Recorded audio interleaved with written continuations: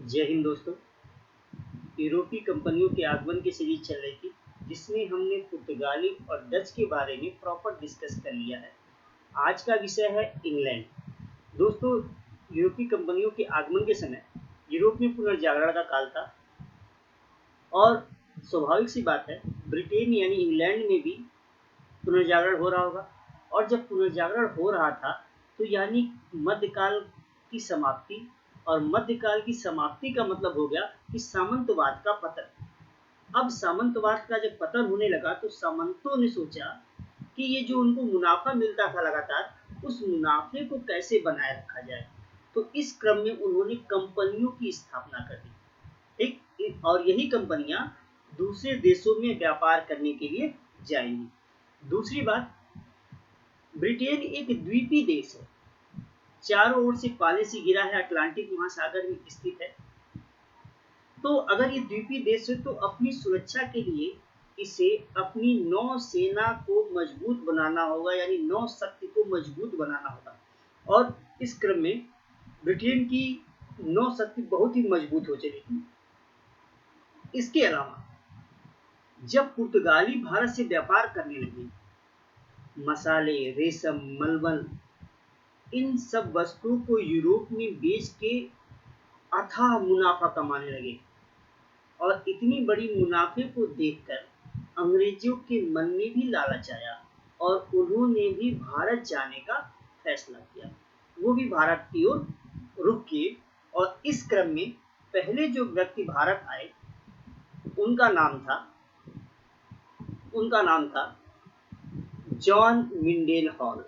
John Minden Hall. दोस्तों, 1599 में John Minden hall स्थल मार्ग से भारत आते हैं। कब? 1599 में एग्जाम में क्वेश्चन पूछा जा सकता है। जॉन मिंडेन हॉल स्थल मार्ग से भारत आते हैं। ठीक, ध्यान रखिएगा। और 1599 में ही मर्चेंट एडवेंचर नामक दल, एक ग्रुप था मर्चेंट एडवेंचर नाम से। बेसिकली ये सामंतों का ही ग्रुप था और इन्होंने एक कंपनी की स्थापना की। कंपनी का नाम है the governor and company of merchant of London trading into the East Indies. और इसी का एक छोटा सा फॉर्म, इसी कंपनी के छोटे रूप में हम याद करते हैं, इसी कंपनी को छोटे रूप में याद करते हैं ईस्ट इंडिया कंपनी के नाम से। और इस कंपनी में महारानी एलिजाबेथ का भी पैसा लगा हुआ था। ध्यान रखिएगा, अभी बताया कि ये सामंतों की ही एक कंपनी थी। और महारानी एलिजाबेथ ने 31 दिसंबर 1600 को, देखिए सन मत याद रखिएगा, सन याद रखने का, डेट याद रखने का बहुत इंपॉर्टेंट नहीं होता है, तो आप सन के पीछे मत पड़िएगा। फिलहाल 1600 में महारानी एलिजाबेथ प्रथम ने क्या किया, ईस्ट इंडिया कंपनी को पूर्वी देशों के साथ व्यापार करने के लिए 15 वर्षों का एकाधिकार प्रदान कर दिया। ठीक, 15 वर्षों का एकाधिकार महारानी एलिजाबेथ ने कर दिया पूर्वी देशों के साथ व्यापार। पूर्वी देशों का मतलब क्या हुआ कि केप ऑफ गुड होप, जिससे होकर वास्को डी गामा आए थे। आपको पिछली वीडियो में प्रॉपर मैप में दिखाया हूँ, आप जाके देख लीजिए पिछली वीडियो। तो केप ऑफ गुड होप के पूरब के देशों के साथ व्यापार करने के लिए 15 वर्षों का एकाधिकार मिल गया ईस्ट इंडिया कंपनी को। 1603 में महारानी एलिजाबेथ की मृत्यु हो जाती है और जेम्स प्रथम शासक बनते हैं। और जेम्स प्रथम 1609 में जो अधिकार 15 साल का के लिए था, वो उसे शाश्वत कर देते, यानी हमेशा के लिए वो अधिकार व्यापार करने का पूर्वी देशों के साथ दे देते हैं। चलिए अगली बात देखते हैं। और देखिए, हम भारत के इतिहास को पढ़ रहे हैं, तो अंग्रेज इंडोनेशिया गए तो क्या हुआ, बाकी जगहों पे गए तो क्या हुआ, हमें इससे कोई मतलब नहीं है।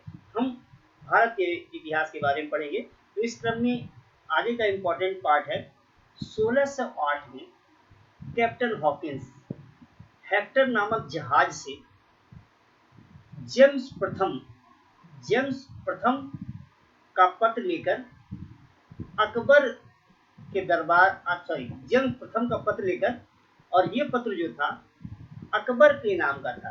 ये जो पत्र था अकबर के नाम पत्र था जेम्स प्रथम का, और किसके नाम का था, अकबर के नाम का। और ये जहांगीर के दरबार में उपस्थित होते हैं। बेसिकली जब 1605 में अकबर मर जाते हैं तो पत्र जो चला वहां से, वो सिंपल सी बात है 1605 या अकबर के मरने की खबर उनको नहीं पता थी, इसलिए अकबर के नाम का था। और जब जहांगीर जब पहुंचे यहाँ तो पता चला जहांगीर बादशाह हैं, तो जहांगीर के बादशाह में ये उपस्थित होते हैं। ध्यान रखिएगा, कैप्टन हॉकिंस जल मार्ग से आने वाले पहले अंग्रेज थे, ठीक। और जब वो जहांगीर के दरबार में उपस्थित होते हैं तो वो तुर्की भाषा में बात करते हैं। देखिए इस बारे में किताबों में, कई किताबों में गलत लिखा गया है कि फारसी भाषा में बात किए हैं।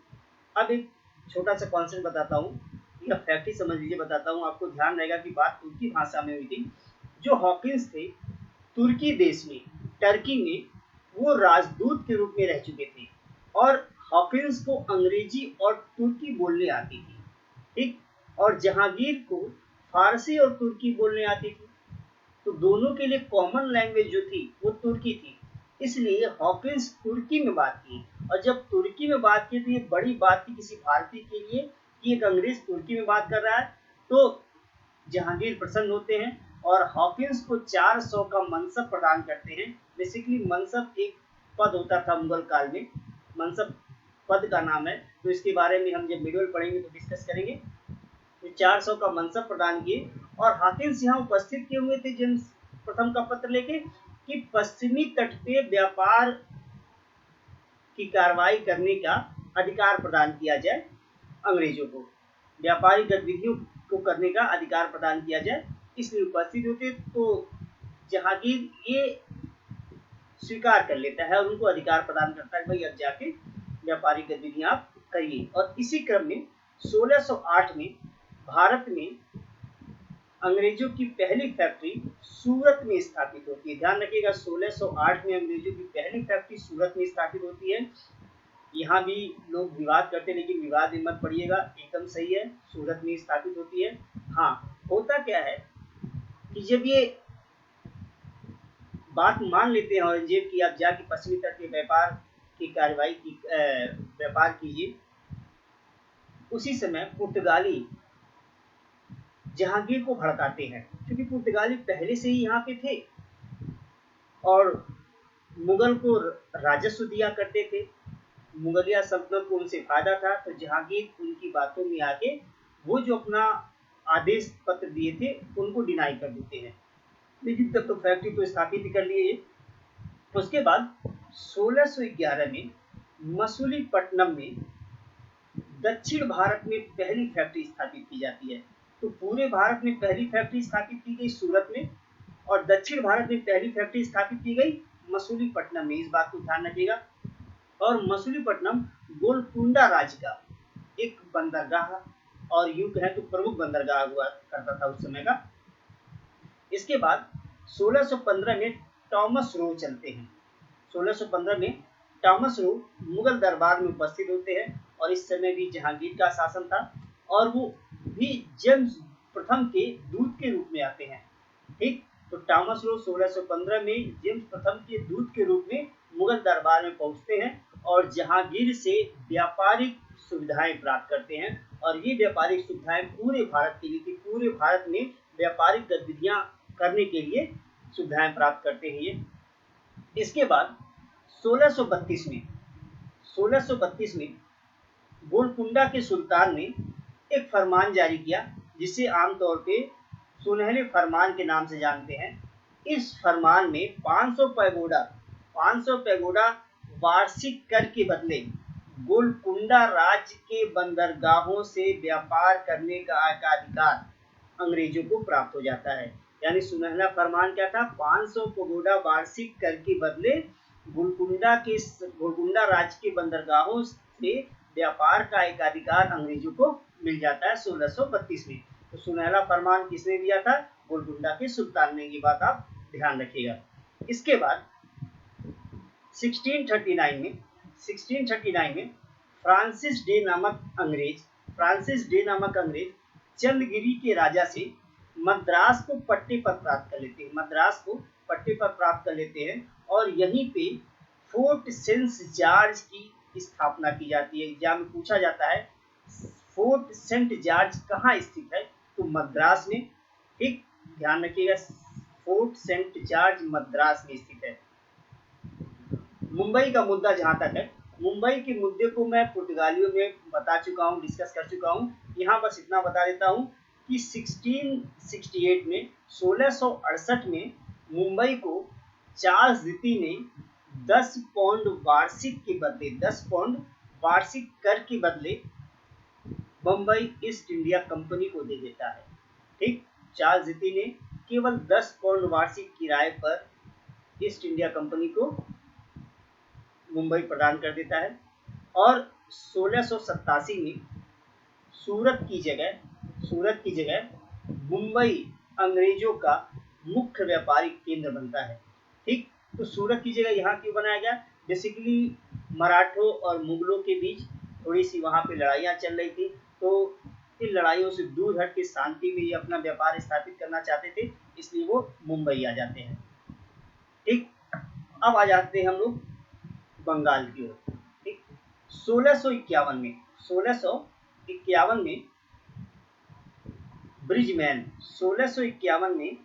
ब्रिजमैन के नेतृत्व में हुगली में प्रथम अंग्रेज फैक्ट्री की स्थापना की जाती है। यानी बंगाल में प्रथम अंग्रेज फैक्ट्री की स्थापना हुगली में की गई, और किसके नेतृत्व में की गई? ब्रिजमैन के नेतृत्व में की जाती है। ये फैक्ट ध्यान रखिएगा।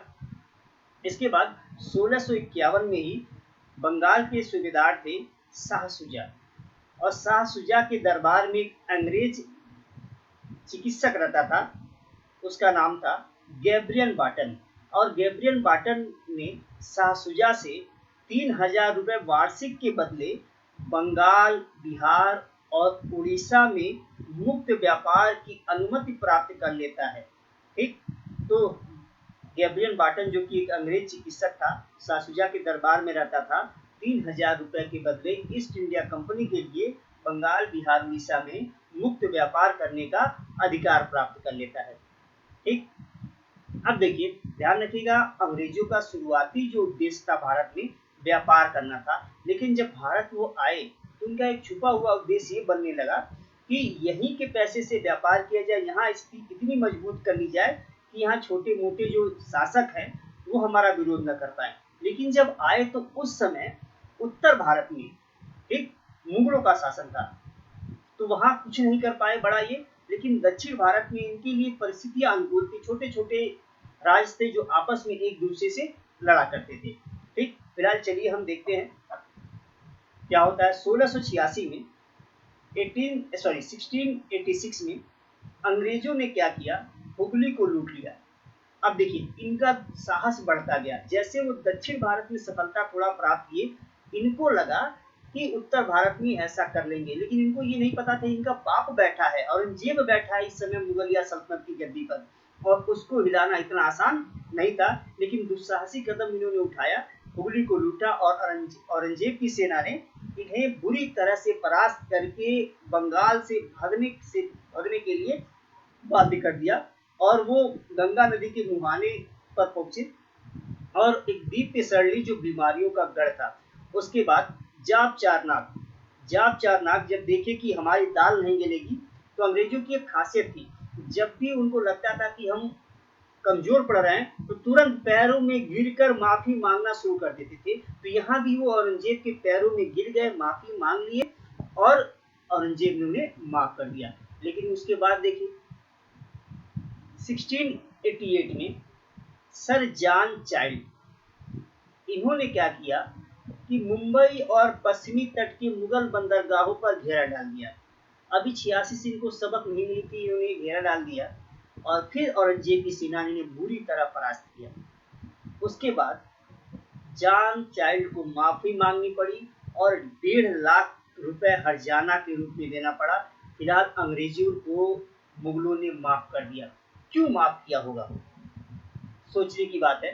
तो माफ उन्होंने सिर्फ इसलिए किया कि उस समय जो मुगल थे, मुगलों को यानी मुगलिया सल्तनत को व्यापार से, अंग्रेजी व्यापार से राजस्व की प्राप्ति होती थी। साथ में यहाँ जो छोटे मोटे व्यापारी थे, काश्तकार थे, उनको भी इस व्यापार से फायदा होता था। तो मुगलों को लगा ये चूंकि हमारे लिए फायदे का सौदा है तो इनको माफ कर दिया जाए। इनको ये नहीं पता था कि ये आगे चल के बड़ी प्रॉब्लम क्रिएट करने वाले हैं।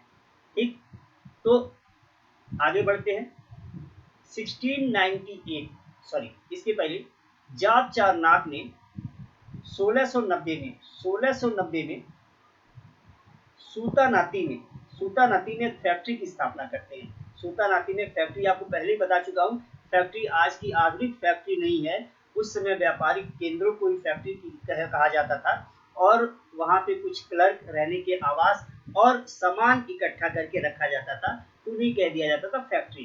ठीक, 1698 में बंगाल के सूबेदार थे अजीमुद्दीन।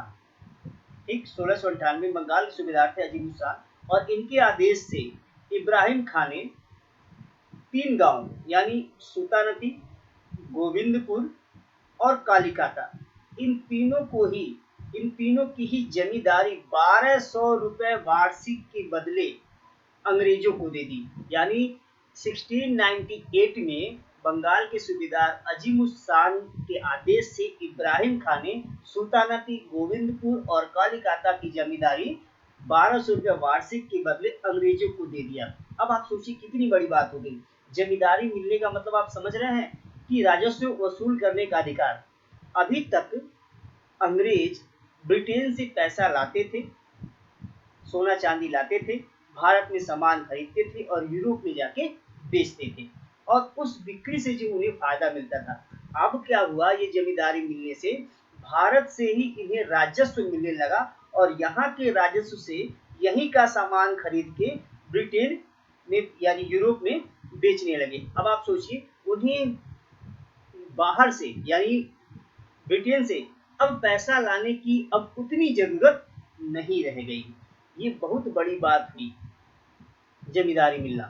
ठीक, और यही कालिकाता, गोविंदपुर और सुल्तानाती, यही तीनों मिलके आगे चल के कलकत्ता के रूप में विकसित होते हैं। तो एग्जाम में पूछा जा सकता है कि कोलकाता, आज का कोलकाता किन तीन गांव के रूप में विकसित हुआ, किन तीन गांव के मिलने से विकसित हुआ। तो याद रखिएगा कालिकाता, गोविंदपुर और सुल्तानाती।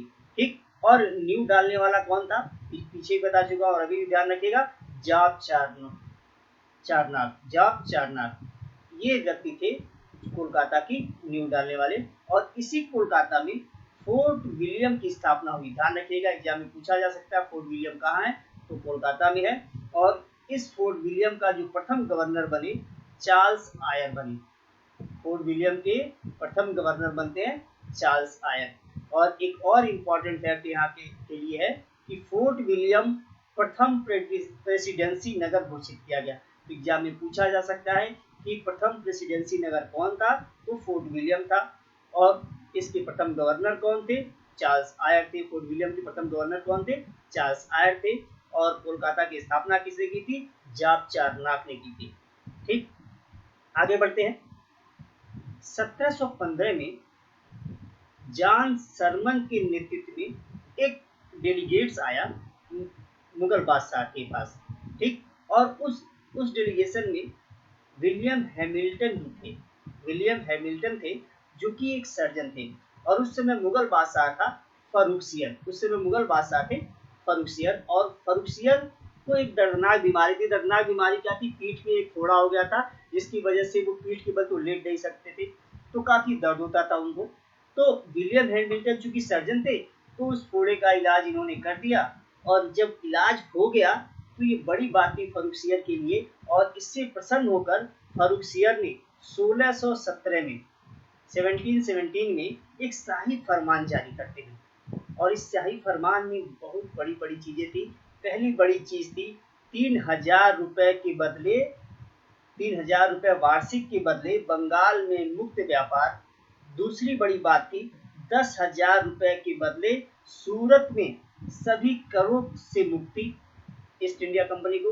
और तीसरी सबसे बड़ी बात थी कि मुंबई में कंपनी द्वारा ढाले गए सिक्के मुगल साम्राज्य में चलाने की अनुमति मिल जाती है। ये बहुत बड़ी बात थी। देखिए सिक्के चलाने का अधिकार राज्य को है। ठीक, राज्य ही सिक्का चला सकता है। और ये अधिकार देने का मतलब ये हो गया कि कहीं ना कहीं मुगलिया सल्तनत गलतफहमी में ही सही अंग्रेजों को एक राज्य के रूप में स्वीकार कर लिया। ठीक, ये बहुत बड़ी बात थी और यही बात आगे चल के प्लासी के युद्ध के रूप में परिणित होती है। ठीक, तो दोस्तों आज का हमारा टॉपिक तो था अंग्रेज या इंग्लैंड यूरोपीय कंपनियों के आगमन में, ये आज का खत्म होता है। आगे का टॉपिक होगा हमारा डेनिश और फ्रांसीसी, एक वीडियो में वो आएगा। इसके बाद फ्रांसीसियों के साथ अंग्रेजों का जो युद्ध होता है, कर्नाटक का युद्ध, वो वीडियो बनेगा। उसके बाद हम पहुंचेंगे बंगाल विजय, अंग्रेजों की बंगाल विजय पे। दोस्तों आशा है ये वीडियो आपको पसंद आई होगी। तो अगर पसंद आई हो दोस्तों तो इस वीडियो को लाइक कर दीजिएगा, शेयर कर दीजिएगा, सब्सक्राइब कर दीजिएगा।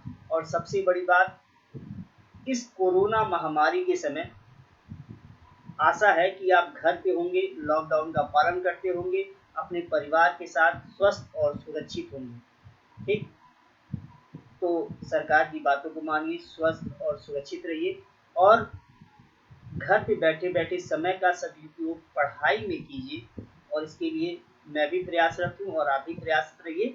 मैं प्रयासरत हूँ पढ़ाने में और आप प्रयासरत रहिए पढ़ने में, क्योंकि हर विपत्ति अवसर लेके आती है और इस अवसर से हमें चूकना नहीं है, अवसर को कैच कर लेना है। तो आज की वीडियो यही समाप्त करता हूँ। जय हिंद।